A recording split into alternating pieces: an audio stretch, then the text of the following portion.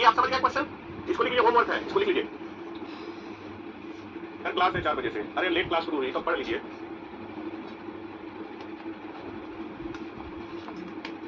एक बात दोस्तों मैं बताना चाहता हूँ, देखिए ध्यान से। आप यूपीएससी की तैयारी कर रहे हैं, यूपीएससी एक रेप्यूटेड पोस्ट होती है, मतलब रेप्यूटेड एग्जाम होता है जो आईएएस, आईपीएस और आईएफएस, ये 3 ऐसी रेप्यूटेड इंडिया में पोस्ट है जिसको माना जाता है कि भैया आप ही सारा चीज बनाते हैं, ठीक है ना। आप जरा सोचिए, यूपीएससी इजी क्वेश्चन देना शुरू कर देगा तो हम कैसे जज करेंगे कौन बच्चे का ब्रेन अच्छा काम कर रहा है, कौन बच्चे का ब्रेन खराब काम कर रहा है? तो उसका लेवल तो वो बनाएगा ना, उसका लेवल तो होना ही चाहिए ना। और एक टीचर का काम होता है कि उस अपने बच्चे को पढ़ाते वक्त उस सारा लेवल, मतलब सारा तरीका बता दे ताकि वो फेल ना हो, आपको पता है अर्जुन, आपने सुना होगा अर्जुन और कर्ण, इन दोनों में सबसे धुरंधर योद्धा कौन था? बताइए सब लोग। अर्जुन और कर्ण में सबसे धुरंधर योद्धा कौन था? अर्जुन या कर्ण? अर्जुन या कर्ण? बताइए जल्दी से। चलिए आज मैं आपका डाउट बता देता हूँ कि यूपीएससी के पेपर को दिमाग लगा के पढ़ना है।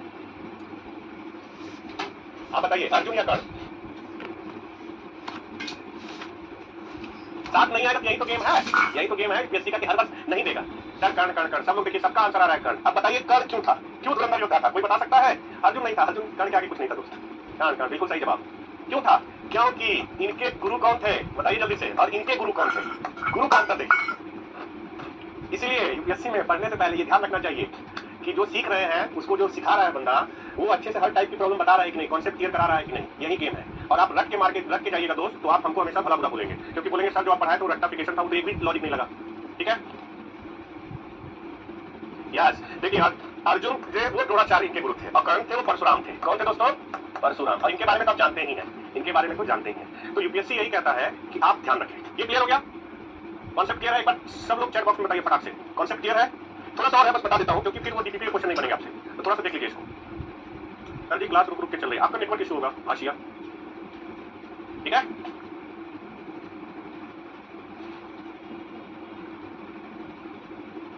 यस गुरु का अंतर है।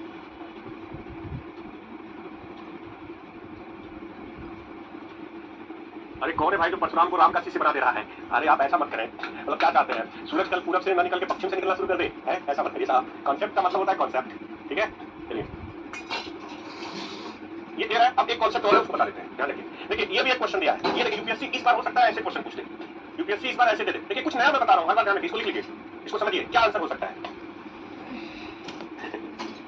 ये कुछ अलग आपने पढ़ के गया कि चलो भैया फैक्टर यहाँ भी गुणनखंड सब लिखा, देखिए गुणनखंड यहाँ भी लिखा है, बोला अच्छा ऐसा होगा क्या, तो ठीक है। अब इसमें संख्या ही नहीं दी गई, संख्या ही नहीं दी गई है। अब इस क्वेश्चन को कैसे सॉल्व करेंगे? अर्जुन भी होता था। चलिए देखिए कह रहा है कि 11 का स्क्वायर और 3 का स्क्वायर दोनों संख्या के गुणनखंड है। इसमें देखिए यहाँ देखिए ये लिखा है कि a इंटू 4 के पावर 3 इंटू 6 का स्क्वायर इंटू 13 के पावर 11 कह रहा है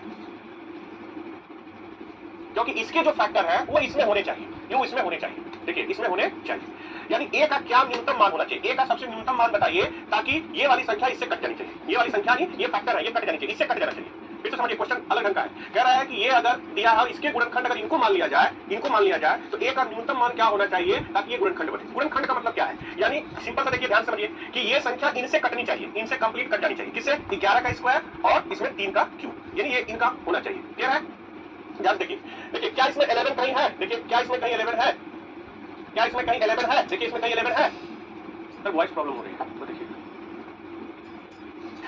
ऐसा कुछ नहीं है, मैं भगवान नहीं हूं भाई, मैं केवल समझा देता हूं, आप समझिए, ठीक है। तो देखिए कह रहा है कि इनमें जो वैल्यू है वो ये वाला इसके गुणनखंड है, तो गुणनखंड का मतलब इनसे कटना चाहिए। तो देखिए इसमें कहीं 11 है नहीं, तो a का मान तो 11 होना चाहिए, लेकिन 11 का पावर कितना है यहाँ पे 2, तो a का एक मान तो 11 का स्क्वायर होना चाहिए। और क्या चाहिए? 3 का क्यूब, 3 भी इसमें पैदा करना है, ये देखते हैं 3 भी पैदा करने से आएगा। तो देखिए इसमें 3 है, देखिए इसमें 3 निकल जाएगा, देखिए ध्यान से इस क्वेश्चन को समझिए। पावर में 11, देखिए फिर से देखिए पावर नहीं देखना है भाई, इसको मैं आपको फिर से समझाता हूँ अच्छे ढंग से। देखिए ऐसे सीखिए, अगर 45 अगर 15 से कट जाता है तो इसका मतलब 45 को हम लिख सकते थे, 15 से कटेगा तो 5 इंटू 3 लिख सकते हैं, 5 इंटू 3 लिख सकते हैं। तो अगर ये संख्या इसके गुणनखंड होगी तो ये वाली वैल्यू भी इसमें होनी चाहिए। फिर देखिए अगर 15 45 का गुणनखंड है तो 15 इसमें से निकलना चाहिए, 45 में से 15 निकल सकता है कि नहीं? बताइए जल्दी से। सर नेटवर्क स्लो हो गया, everything is perfect, okay great. फिर देखिए अगर 15 गुणनखंड है तो 15 से ये संख्या कट जानी चाहिए, इसका मतलब 15 इसमें होना चाहिए। इतना तक क्लियर है? यहाँ तक क्लियर है? बताइए अगर 15 गुणनखंड है तो 15 से 45 कट जाना चाहिए, इसका मतलब 45 में 15 तो होना ही चाहिए। यहाँ तक क्लियर? तो अगर ये गुणनखंड है, अगर 11 का स्क्वायर और 3 का क्यूब इसके गुणनखंड है तो इसमें 11 होना ही चाहिए। 11 यानी ये वाली वैल्यू आनी चाहिए, 11 का स्क्वायर होना चाहिए। क्या होना चाहिए? 11 का स्क्वायर। फिर से सीखिए 45 15 से कट रहा है, 15 गुणनखंड है, इसका मतलब 45 में 15 होना ही चाहिए। जैसे आप ध्यान रखिए, एक आदमी है उनका नाम है चुलबुल पांडे, ठीक है। अब उनके घर एक बच्चा पैदा होता है, उनका नाम रखा गया चुलबुल, लेकिन टाइटल क्या लगेगी? पांडे ही तो लगेगा हमेशा, क्योंकि पांडे जी के घर में पैदा हुआ तो पांडे ही रखेगा। तो अगर 15 45 को काट रहा है, 15 गुणनखंड है तो 15 इसमें पैदा होना ही चाहिए, 15 इसमें पैदा होना ही चाहिए। क्लियर है? इतना तक समझ में आ गया सबको? इतना तक समझ में आया? तो इसका मतलब अगर 11 का स्क्वायर इसमें गुणनखंड है तो 11 स्क्वायर होना ही चाहिए। अब 11 का स्क्वायर कहीं नहीं है, तो एक तो वैल्यू 11 का स्क्वायर होना ही चाहिए।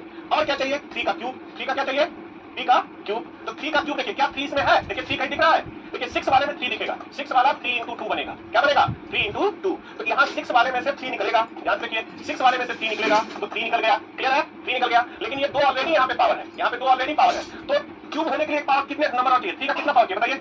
अगर मैं इस चीज को लिखूं, ध्यान से समझिए, यानी 11 स्क्वायर और 3 का क्यूब फैक्टर है, तो 11 नहीं है तो 11 तो इसमें होना चाहिए स्क्वायर। अब हमें यहाँ पे क्यूब चाहिए, क्या चाहिए? क्यूब। लेकिन यहाँ पे 3 तो ऑलरेडी 2 है, 3 में तो ऑलरेडी 2 है, बताइए। तो खाली एक ही और 3 चाहिए, क्योंकि अगर इसके साथ एक 3 आ जाएगा तो जब ये मल्टीप्लाई ए का मान अगर हम ये रख देंगे, ये मान रख देंगे तो 11 का स्क्वायर भी मिल जाएगा और एक 3 यहाँ पे और 2 3 यहाँ से निकल जाएगा तो 3 भी मिल जाएगा। यानी ए का मान ये पूरा होना चाहिए, 11 का स्क्वायर इंटू 3।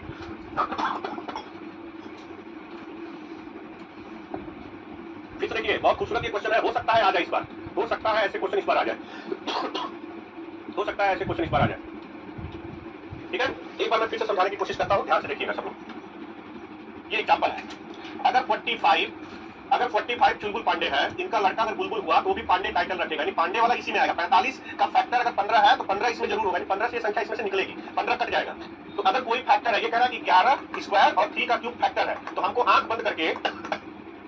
बंद करके हमें इसमें से ये वाली वैल्यू लाना जरूरी है, ये वाली वैल्यू इसमें आना बहुत जरूरी है। तो देखिए 6 को हम लिख सकते हैं 3 into 2 लिख सकते हैं, यहाँ 2 है, यहाँ भी पावर हो जाएगा, यहाँ भी हो जाएगा, और 13 into 11। अब ध्यान से देखिए, मैं आपको डायरेक्ट बता देता हूँ, यहाँ 11 का स्क्वायर है, क्या इसमें 11 का स्क्वायर कहीं नहीं है? तो एक का एक मान तो ये वाला हो जाएगा, 11 का स्क्वायर, 11 का स्क्वायर ये हो गया। अब यहाँ पे कितना चाहिए? 3 बार, जबकि ऑलरेडी कितना बार है? 2 बार, एक बार और चाहिए, एक बार केवल और चाहिए, यानी 3 होने के लिए कितना? एक देखिए 3 के पावर यहाँ पे 3 चाहिए, जबकि 2 ऑलरेडी है, एक और चाहिए तभी हो सकता है, इसका मतलब एक 3 और चाहिए। तो 121 into 3 कितना हो जाएगा बताइए? 363।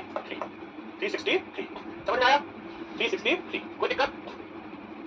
देखिए ये क्वेश्चन मैंने क्यों बताया आपको, क्योंकि अलग ढंग का क्वेश्चन था, ऐसे भी क्वेश्चन यूपीएससी पूछ सकता है। फैक्टर मतलब गुणनखंड, अगर ये गुणनखंड है इसमें ये पैदा होना चाहिए, पैदा होने का मतलब अब एक का ही मान निकालना है, एक जगह 11 का स्क्वायर होगा और यहाँ पे 3 पावर है, यहाँ 2 ऑलरेडी है, एक इसके साथ है, यानी ये वैल्यू अगर एक जगह रखी जाए ये पूरी वैल्यू मिल जाएगी। इसका मतलब 363 ही एक जगह होना चाहिए था, तभी ये फैक्टर बनेगा, तभी ये फैक्टर बनेगा। चैट बॉक्स में बताइए ये क्वेश्चन कैसा लगा आपको देख के, थोड़ा सा थिंकिंग लेवल था कि नहीं इसमें? चैट बॉक्स में बताइए। दीप शिखा को नहीं आया, अच्छा दीप शिखा मैं फिर से बताऊंगा, परेशान मत होइए। और कोई बताए? ठीक है, मैं छोड़ दूंगा, 2 मिनट में छोड़ने वाला हूँ। साथ नहीं आ रहा है, इमरान बिल्कुल बता देंगे यार, थोड़ा दिमाग लगाइए, साथ कैसे लाएंगे उसमें। अब देखिए मैंने ये क्वेश्चन क्यों बताया, आप जरा सोचिए कि अगर ये क्वेश्चन एग्जाम में यूपीएससी में आता है, यूपीएससी पे कोर्ट केस करके तो आएंगे नहीं आप कि नहीं साहब ये क्वेश्चन मत क्यों दे दिया, हमें तो नहीं पढ़ना था। यूपीएससी पे कोर्ट को केस करेंगे नहीं दोस्त। अब वो क्या कहेगा, भैया कि आप पढ़ के तो आओ, हम तो फैक्टर से पूछे हैं कि गुणनखंड कैसे होगा। गुणनखंड का मतलब अगर 45 15 का गुणनखंड है तो 15 इसमें जरूर होगा, 15 से कटना चाहिए। अब इसका मतलब अगर ये गुणनखंड है, अगर ये वाला इसका गुणनखंड है, तो इसका मतलब हम इसी की जगह 11 का स्क्वायर और ये इसमें जरूर पैदा होना चाहिए। तो ए बताना है, ए की जगह ये आना ही चाहिए, क्योंकि ए ही की तो वैल्यू निकालनी है, बाकी जगह हम कुछ कर नहीं सकते। तो ए वाला एक वैल्यू ए का ये आना चाहिए था और 3 का यहाँ पे क्यूब है, लेकिन यहाँ पे 2 ही आ रहा है, तो 3 बनाने के लिए ए का मान क्या होना चाहिए? ए का एक और मान होना चाहिए। यानी इसको आपको ऐसे समझाता हूँ, ध्यान देखिए, अगर मैं यहाँ पे